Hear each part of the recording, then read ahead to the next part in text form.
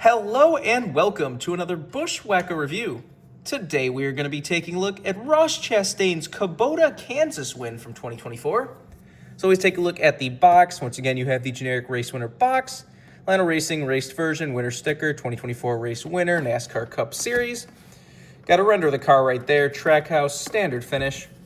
Made a total of 780 of these things. NASCAR Cup Series, standard finish. Got your 75th anniversary winner sticker still. Funny that they never fixed that throughout the whole year.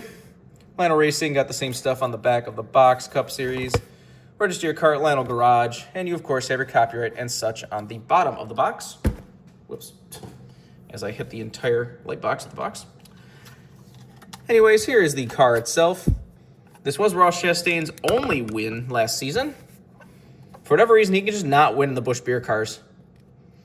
Like last year, this was his only win in Kubota, and so far this year in 2025, his only win is with Jockey. I don't know why he just cannot win with the Busch Beer cars. Now that I said that, I'm sure he's going to win this weekend's race in a Busch Beer car before I upload this. Everyone's going to be like, what are you talking about? He just won. But whatever. Definitely was cool to get Kubota a win. The Kubota cars do always look nice. That bright orange does just pop on the track. And this year is a lot more black, but it does still look pretty cool. That diecast should be coming out at some point soon, I think.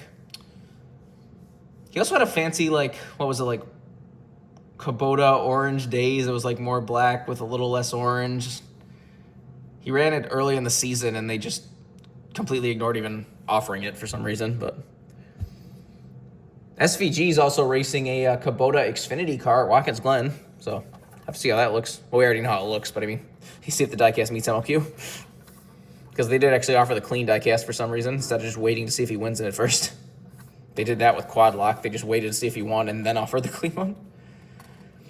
But these bright orange Kubota cars do always look nice. You got that nice chrome orange number. And as you can see already, this is definitely one of those for the Confetti fans out there. This is definitely one of those if you like Confetti, and if you hate Confetti, this is not going to be the race win for you. Of course, just come with these things. You got your race winning sticker. And you have your race-winning stat card. Does have the can of Busch in Victory Lane, but like I said, it's really funny that you just cannot win in the Busch Beer car for some reason. Nice photo of the car in the background there. This is probably one of those cars that you will make the Confetti haters out there be like, why don't they just make it as a, cross the finish line version? It's so much better. Which, it's not better. That's just, especially a car like this that you can get the clean one. Why do you want a slightly less clean one? So this is much better. This stands out in display case. I like Confetti. I never understand the people that will constantly just fight Confetti and you want a bunch of clean, boring cars. If there was no Confetti, can you imagine how boring a Kyle Larson collection would be? He would have just 20 of just the same paint scheme, most of which would barely have anything noticeable or anything differentiating them. But whatever.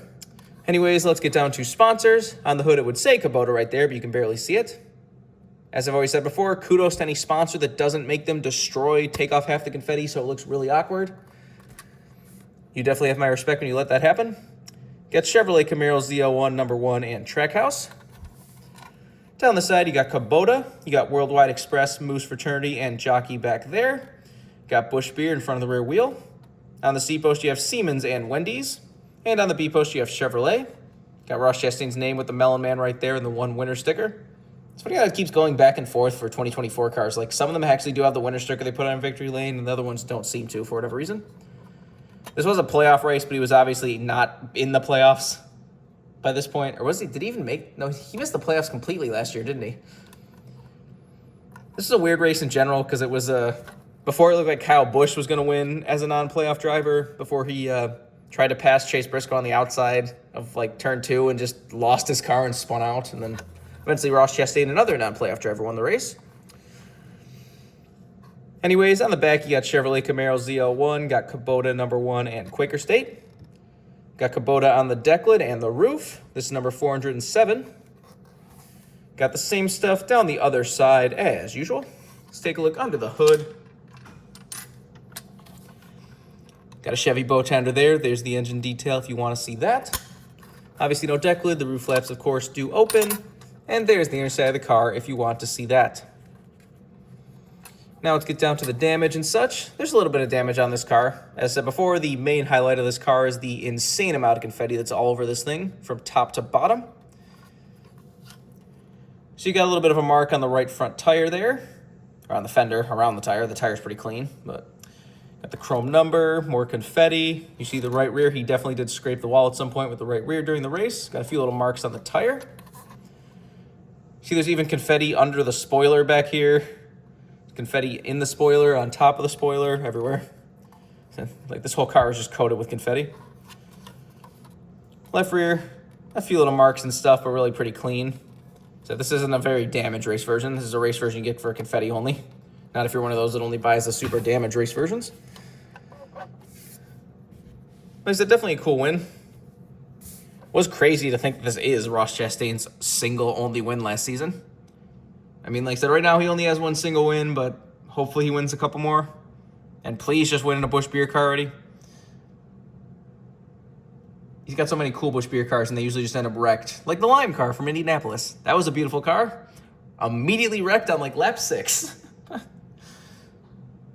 Even offer him all this year, which is weird. Like they completely skipped offering the Plaid car for some reason.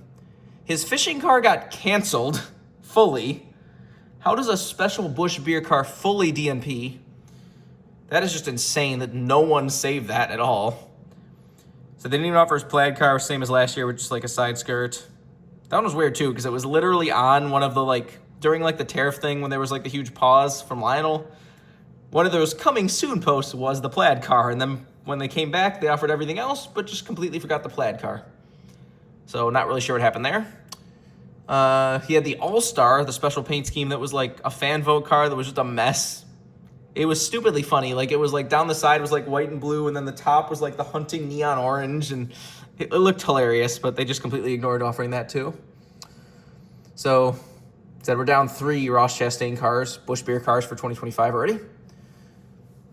I mean, the Plaid car, like I said, is basically the same as last year with a few minor changes, so that's not a huge deal that we're not going to get it, but the fish car DNPing is really odd. Like, how does nobody want that? Was it just because he didn't run a throwback, so everyone was like, oh, it's not a throwback, I don't want it now?